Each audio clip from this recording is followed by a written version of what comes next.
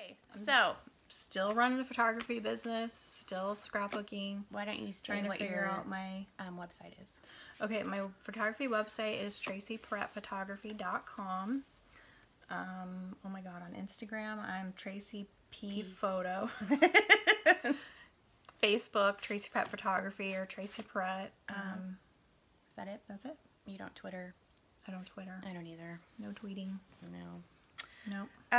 Okay, so I had a question Yeah. from somebody who watched my first Q&A video. Okay. It's from my friend Christy. She lives in Canada. Okay. And she was asking about lighting. Okay. And so I think her question was a little bit geared more towards video, but because you're a photographer, can you do like a quick, what's the best place to take a picture, like Okay. in general? Okay. So, because I'm a photographer, I obviously have access to studio lighting. So, you know, if you have studio lighting, kudos, but you don't need it. The first place you're gonna want to go is to the biggest light source you have in your house, the biggest window that's that you notice is bringing in the most amount of light. So, for example, Jill and I are sitting across from her living room window, and it's huge. That is where I'm assuming, uses that light source for her lighting for photographing her pages because it's bringing in the most light. And so, number one, find your biggest light source in your house. Like for me, it is my kitchen window on the back side of my house, which faces south. Usually from about noon or 1 till into the evening, I can pretty much shoot in there. I can either open the blinds, or sometimes it depends on the time of the day.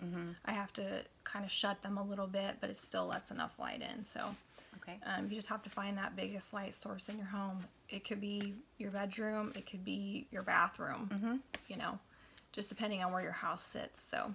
And do you suggest, like, if people were going to invest any kind of money in things to help take better photos of your projects, would you suggest a reflector? Yes, a reflector, if you have the money. They're not that expensive. No. I don't even know how much they are. I mean, You I can purchased find mine years ago, so I don't know. I think the one I have cost maybe $25. Yeah, they're fairly cheap. The second thing that you can get is go to Home Depot and get a white poster board. Get the foam core kind that can sit up on its own. And I think that's what you use. I have 2 of them at home. I just keep a stash of them, and I pull them out more times than I could even count. I needed them the other day because Seth needed to take a photo of something he was selling. So, my husband even knows about it. Go get the whiteboards. Yeah. Like, they're a staple. Yeah, and you can get them. those for like $2. Yeah. So and 2, you need 2. Yes. One to reflect and one to put your project Yes. on. If you want to use it as a background, get one for your background, and then you can use one as your reflector light source. So what Jill's saying about the reflector is that, when you're setting up by your light source, you want that light source to bounce off of this reflector and back onto your project, because that's going to fill in some of the shadows that are coming in on your project, so that you get the cleanest view of your project, if that makes sense. So, besides the reflector, one of the things that I want to mention is diffusing your light source. Okay, like Jill has some clear, kind of cream colored curtains, Like a sheer. a sheer curtain. Those are perfect.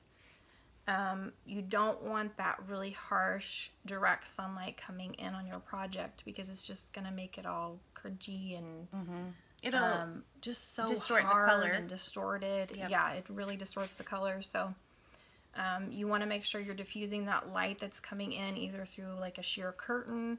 Like I said, sometimes my blinds, I have to close them a little bit so that that direct sunlight isn't coming in this way. It's going down this way, but it's diffusing up this way, if that makes sense. So some kind of diffuser is perfect. You can even buy a cheap shear and clip it to your blinds, if you need to do that. That reflector, if you buy a reflector, you can use that as a go-between from that light source. Instead of using it as a reflector, it can be, you can shoot through, the light can come through that reflector. You could even use parchment paper. Yeah. When I do my videos in my craft room, I have daylight bulbs in all of my lights, which I don't have an overhead light in my craft room. I have 2 wall lights that aren't very well placed. And then I have a clamp lamp.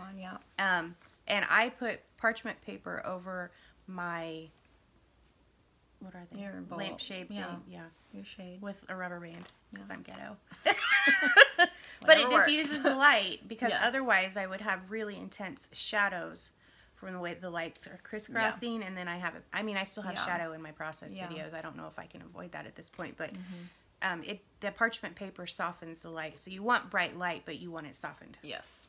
Yes. If it's too harsh, Yes. it makes everything look You really want bad. you want the most amount of light you can coming in. I mean, yeah. So that's why you're looking for the biggest light source you can find, you know. Even if it is a small window and that's all you have, go with it. You can still, you can still get a patch yeah. of light to Yeah. sit your project in and Yeah. take the There's photo. always a little patch that's perfect for what you need. Yep. Okay.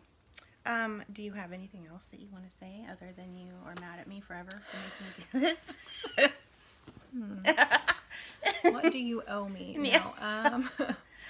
No, I Chai don't think latte with so. Yeah, I think that's it. Okay. That's all I got. Thank you, everybody. Bye.